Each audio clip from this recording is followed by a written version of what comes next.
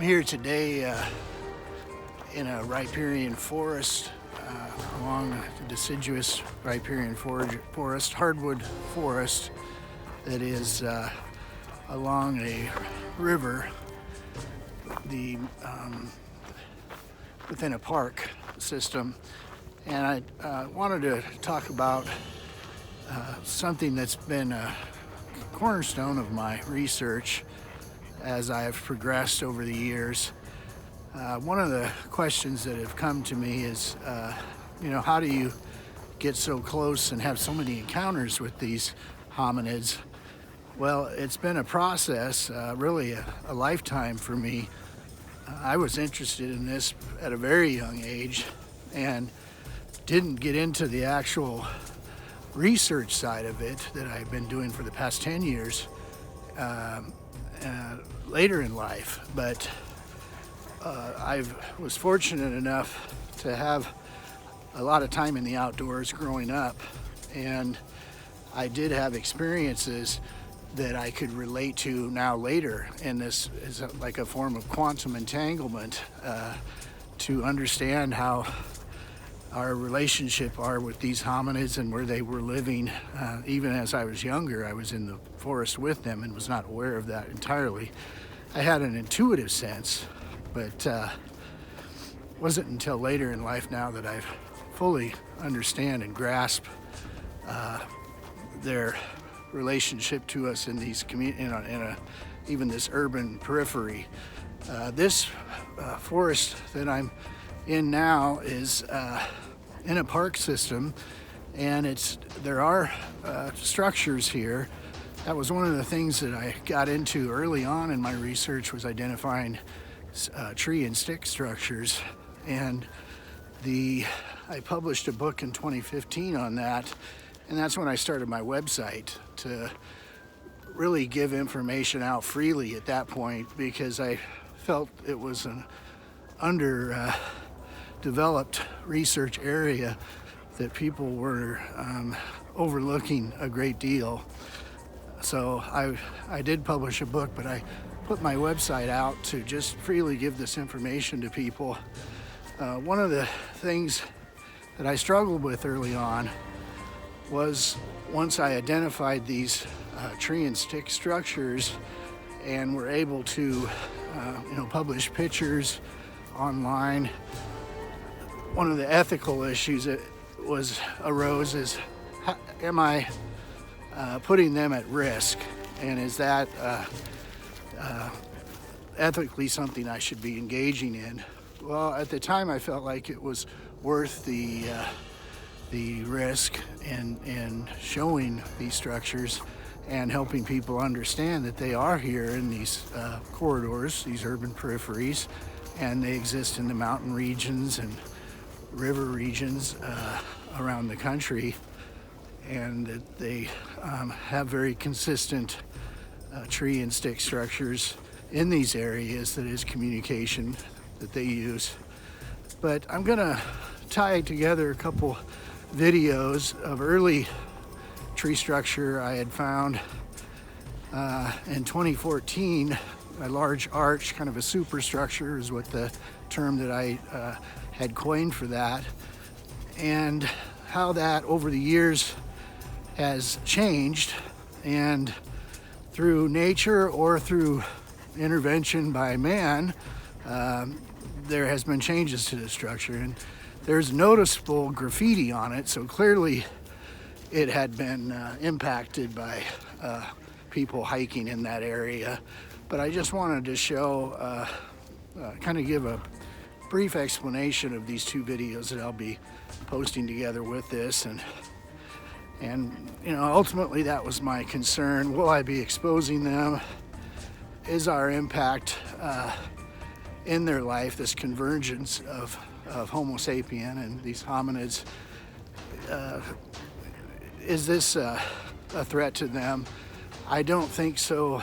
And as far as a physical threat, other than possible disease contagions, but just taking over their habitat has been problematic, and I think we have to look at that as we move forward in our research and how we're going to have this convergence and more interactions with them in time.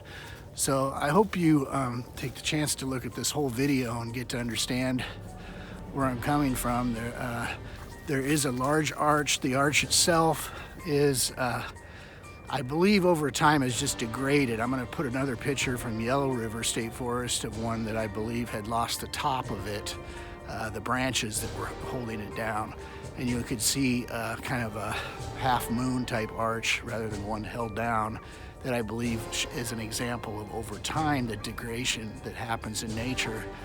Although I suspected this one structure that I'll be showing was impacted by people, I don't believe they actually affected the arch. I think that was done by nature. So I'll have these videos attached.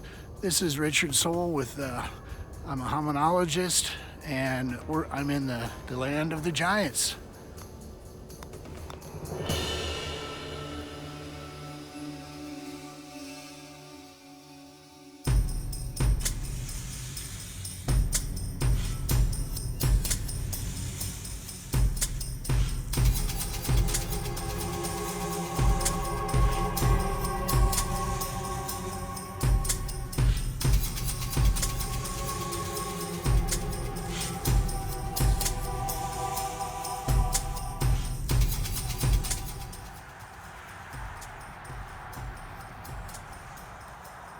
Looking at some structures here within this urban periphery corridor that I have been doing some study, and some of these are pretty unique.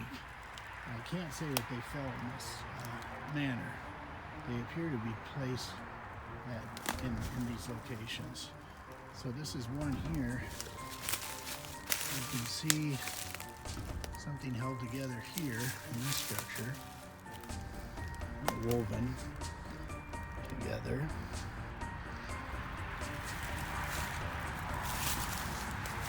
There's a series of placed, now this is very wooded area. Some of this, it looks like it has fallen here, but some of the structures that I'm pointing out here are placed in this fashion. And this arch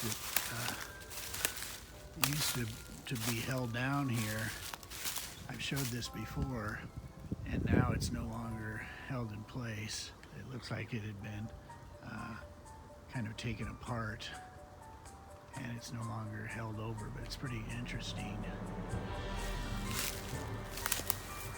There had been some vandals here that had appeared to have also marked this tree that was originally holding this down. Now this arch is no longer an arch anymore, so I find that interesting. It's been a while since I've been here, so I want to point out some of these things today. So I believe this site has been, to an extent,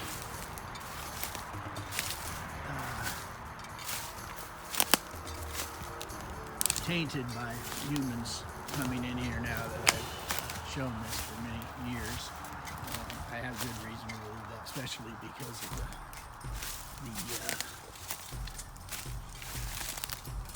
the closeness to the urban area here, but also the fact that there was some spray paint on the structure that I had originally had photographed years ago, and the fact that the structure itself is no longer intact. So just wanted to point out a few things while I was back in here shooting some other video, and I thought it was important to kind of take a look at this before I leave, but see if I can get one more shot of this and show you what had occurred. I believe we still have the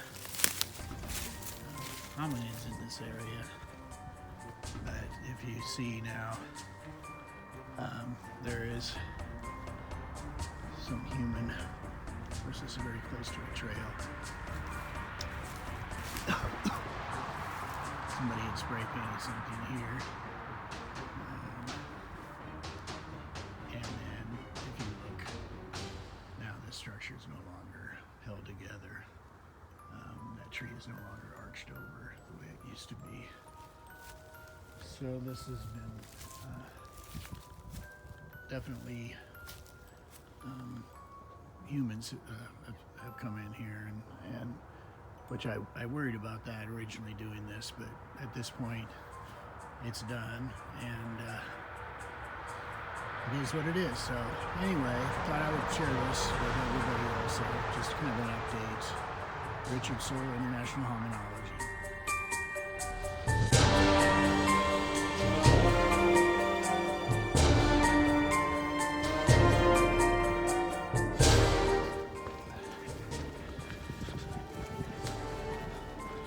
I'm here on a trail in near riparian forest here again, and I wanted to talk about one of the things that has been a huge part of my research, and it's something that inadvertently, as a spiritual person, a Christian, and a believer in the Holy Spirit and my faith in Jesus Christ, had put me in a situation as I began my research. I didn't realize how much that would play a role in my ability to forward my research and be in the woods with them, these hominids.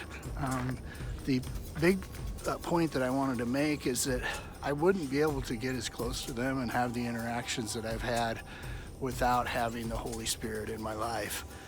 And I felt that was just very important to share with you, because a lot of people that I've talked with, they wonder how you have all these experiences, how you can, be out in the woods and actually have them come so close to you. I believe it was a part of the just having the presence of the Holy Spirit, but also, overcoming fear. It was a big part of being able to stay in the woods with them. Many times, when we have almost every time, when I was early on in this, there was a great deal of fear involved. You just physically couldn't stay in the woods with them. They would, whether it was the energy they were putting off or any of the low frequency type of auditory or type of noise that they could put out, that sort of thing would put you in a situation where there would be like fear within you. And I've done quite a bit on my website. You could read on that, these high and low frequencies that they communicate with would affect your ability to be in the woods with them. So that was a part of what I was doing. So, whoops, morning. So anyway, wanted to point that out, that they are here with us today, and they're in the forest with us. They are part of our periphery here, urban periphery, and my ability to interact with them largely has been my reliance on my Christian faith and the Holy Spirit being with me. So this is Richard Soule, Hominologist in the land of the giants.